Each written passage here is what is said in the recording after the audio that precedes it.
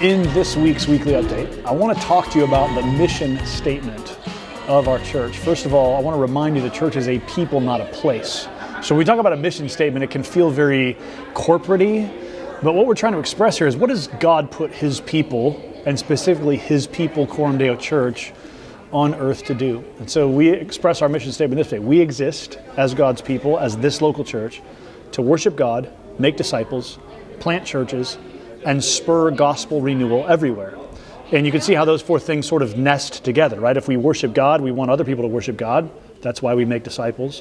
As we make disciples, communities form, and that leads to the planting of churches. And as we plant churches, one of the things we get to do is spur renewal that comes through the gospel. And I want to tell you a cool story about that this past week. As you may know, on Friday night, there was a concert in Lincoln, Andrew Peterson's Behold the Lamb concert, which is a really fun Christmas concert that travels around every year. And some of our people went to that concert, and one of the performers there said, "Hey, we're in Nebraska. I love Nebraska. Here's why, because I listen to the Daily Liturgy podcast every morning, and I know that comes from a church in Nebraska."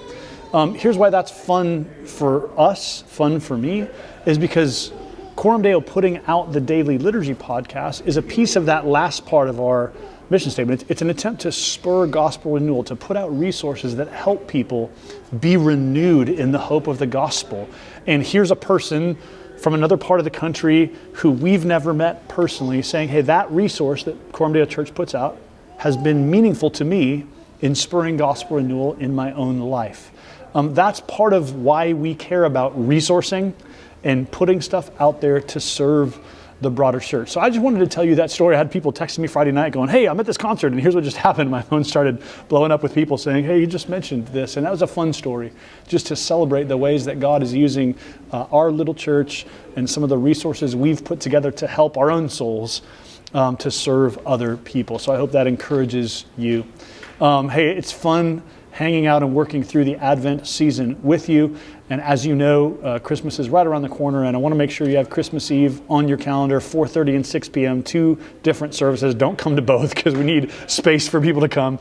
But man, if you're welcome to be there at 4:30 or 6. Bring family members, bring friends, bring neighbors, bring anyone who wants to join us in hearing the Christmas story and in celebrating Jesus on Christmas Eve. I'll see you there.